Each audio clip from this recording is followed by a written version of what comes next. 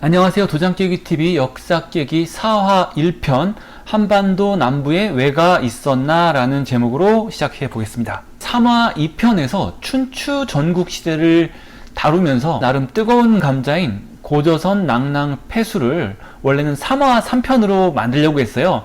근데 하나로 만들기에는 너무 복잡하게 꼬여있고 중요도가 굉장히 크다고 판단을 했기 때문에 아예 4화로 빼서 이 시리즈를 만들어 볼 계획입니다. 지금까지 볼 수 없었을 정도로 굉장히 자세하게 진행을 할 거고요. 이 자세한 내용을 아시게 되면 다른 사람이 한 얘기는 무엇이 틀렸나를 알 수 있을 정도로 쉽고 자세하게 만들어 보도록 하겠습니다. 제 채널 재생 목록에 보시면 고조선 토론이라고 되어 있는데 강단사학과 제야사학이 2015년부터 2017년까지 토론을 했던 게 있어요. 그런데 이렇게 수차례 토론을 했음에도 불구하고 지금까지 강단사학에서는 제야사학이 그렇게 망신을 당했었다 이렇게 주장을 하고 있고요. 제야사학에서는 우리가 맞는데 왜 이걸 계속 우기고 있냐라고 자기네 주장을 지금까지 쭉 이어오고 있습니다. 이것은 마치 시합이 끝난 뒤에 양 팀 다 승리 세러머니를 하는 아주 기괴한 현상이라고 할 수가 있겠습니다. 제가 맞는 말만 하게 되면 틀린 것을 자동으로 알게 되겠죠. 물론 경우에 따라서 필요하다면 적용 영상도 또 만들고 할 겁니다. 3화에서 동북아 역사 중 중국 춘추 시대를 이야기하고 있는데요. 대략 이렇습니다. 기원전 1600년경부터 상나라, 그리고 주나라는 기원전 1046년부터 기원전 770년까지 한 280년간 지속이 됐다고 보는 게 맞고요. 춘추 전국시는 기원전 770년경부터 기원전 221년까지 550년간 지속이 됐습니다. 영정의 친나라, 유철의 전한, 왕망의 신나라, 유수의 후한, 삼화염의 서진 해서 540년 정도 됩니다.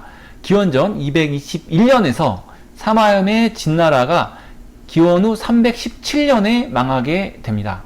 한나라 시대부터 소위 기전체, 그러니까 제대로 된 역사서라는 게 나왔다고 하는데요. 사마천의 사기, 반고의 전한서, 진수의 삼국지, 그리고 범협의 후한서가 나오게 됩니다. 사기에는 고조선의 멸망을 다룬 조선열전이 있고요.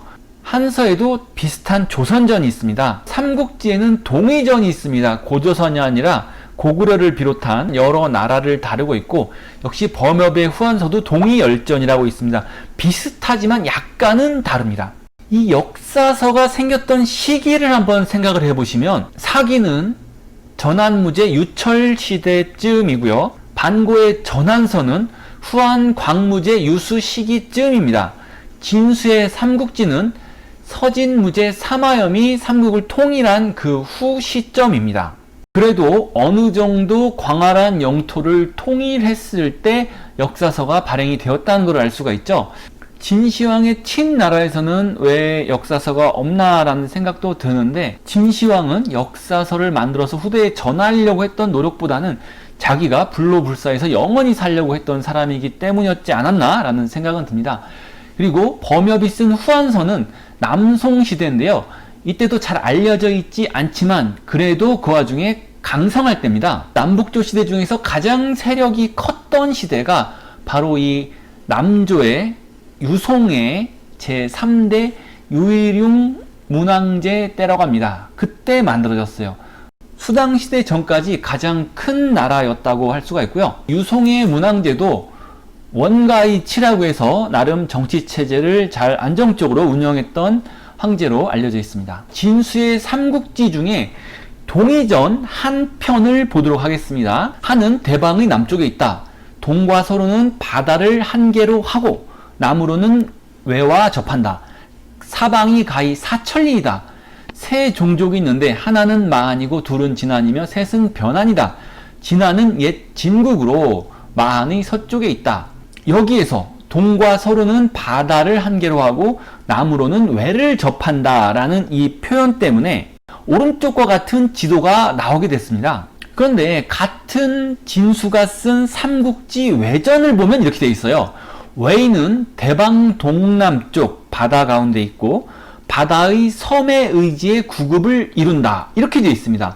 바다의 가운데 있고 바다의 섬에 의지해 구급을 이룬다. 대방군으로부터 외에 도착하기까지는 해안을 따라 물길로 가서 한국을 거치고 남쪽으로 가다 동쪽으로 가면 구사한국의 북쪽에 이르러 거리가 7,000여리나 된다.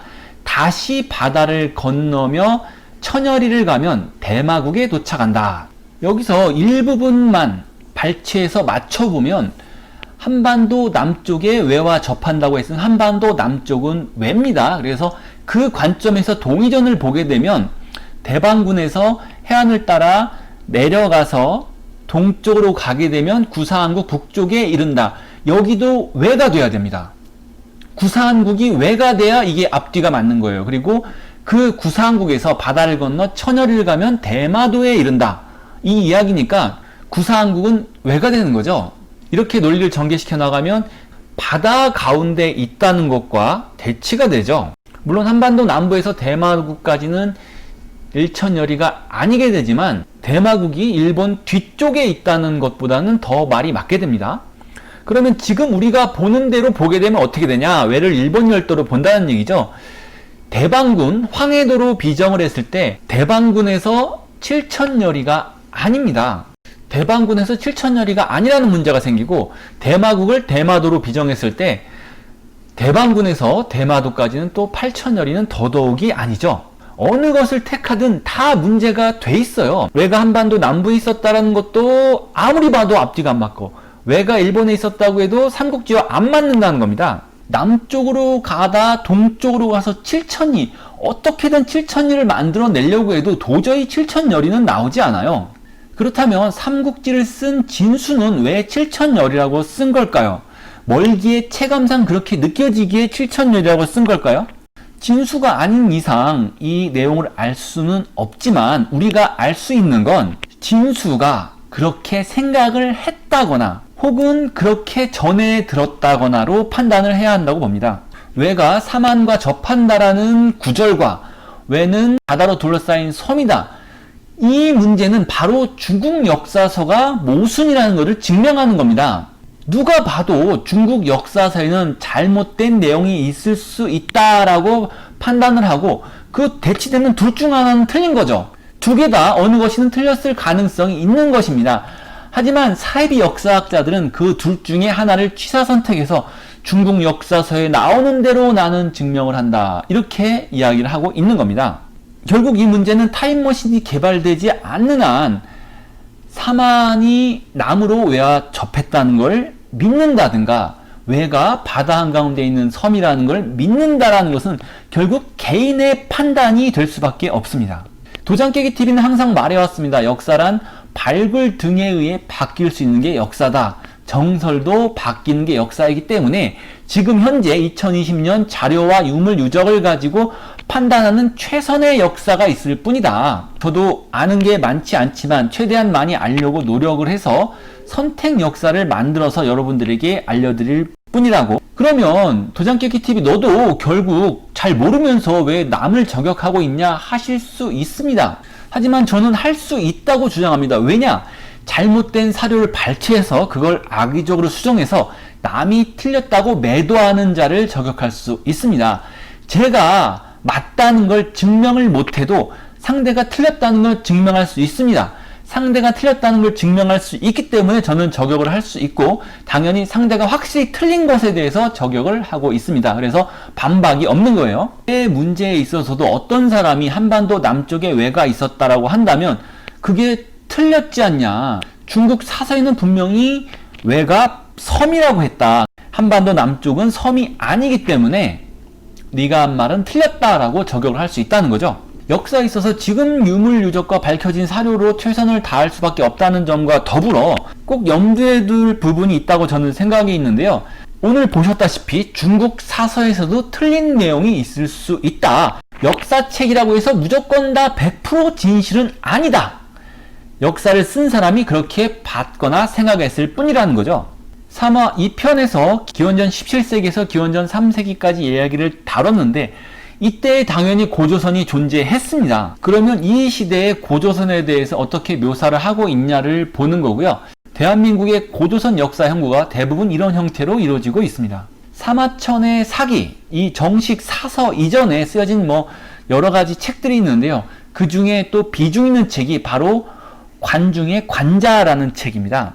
사마천의 사기보다 550년 정도 전에 쓰여졌고요. 요순이나 하상주보다 지금 제나라가 나은데 왜 그렇게 욕심을 부리냐, 이런 구절이 있다는 걸 봤죠. 중국에서 제나라 이전에는 제나라보다 큰 나라가 없었다는 겁니다. 그 제나라가 가장 강성했던 관중 때에 나왔던 관자라는 책에 나오는 내용입니다. 환공이 관중에게 말하기를 내가 듣기로 해내의 옥패를 얻는데 7가지 길이 있다고 하던데 들어볼 수 있겠는가 하였다. 관자의 대답해 말하기를 음산의 옥돌이 1가지요, 연나라 자산의 백금이 1가지요, 발과조선의 문이 있는 가죽이 1가지요, 쭉쭉쭉 이야기하고, 이것들을 일컬어 적은 것으로 많은 것을 당한다고 하고 좁은 곳으로 넓은 것을 당한다고 합니다. 천하를 세마는 법이 경중을 다하는 데 있습니다. 표현이 좀 어렵다고 보는데요. 사마를 보신 분들은 조금 이해하기가 쉬우실 수 있습니다. 제나라 관중이 패자로 올라서게 된 그 원인에 대해서 저는 염철사업이라고 했습니다. 그래서 상업적으로 굉장히 부를 이뤄서 그 상업을 바탕으로 전쟁 군자금을 마련해서 제패를 했다, 이렇게 말씀을 드렸었는데요. 쉽게 말하면 무역이죠. 무역을 잘해서 이윤을 남겼다는 거고, 발과 조선 쪽에서는 무늬 있는 가죽을 싸게 떼다가 비싸게 팔았다라고 추측을 해볼 수가 있는 부분입니다. 그래서 결국 고조선 쪽에서 알 수 있는 사항은 무엇이냐, 고조선에는 가죽이 생산되었다, 이게 역사적으로 알 수 있는 사실입니다. 가죽이 썩어서 없어지는 거기 때문에 쉽지는 않겠지만 가죽을 많이 생산한 것 같은 유적지가 발견된다면 거기가 고조선이 유력할 수 있다고 할 수 있겠죠. 관자 경중가편에는 환공이 말하기를 사방의 오랑캐가 복종하지 않아 천하를 거스르는 정치를 하여 과인이 해를 입을까 두렵다. 과인이 행함에 길이 있는가? 관자가 대답하여 말하기를 오나라와 월나라가 입조하지 않으면 구슬과 상아를 보물로 대우해 주십시오. 발과 조선이 입조하지 않으면 무늬에 있는 털과 죽과 옷을 청하여 보물로 대우해 주십시오. 하나의 표범 가죽을 값지게 받아들여 준 후에야 8천리 밖의 발과 조선의 입조를 받을 수 있습니다. 이런 표현이 있는데요. 여기 그 생략된 부분 중에 이런 얘기가 있습니다.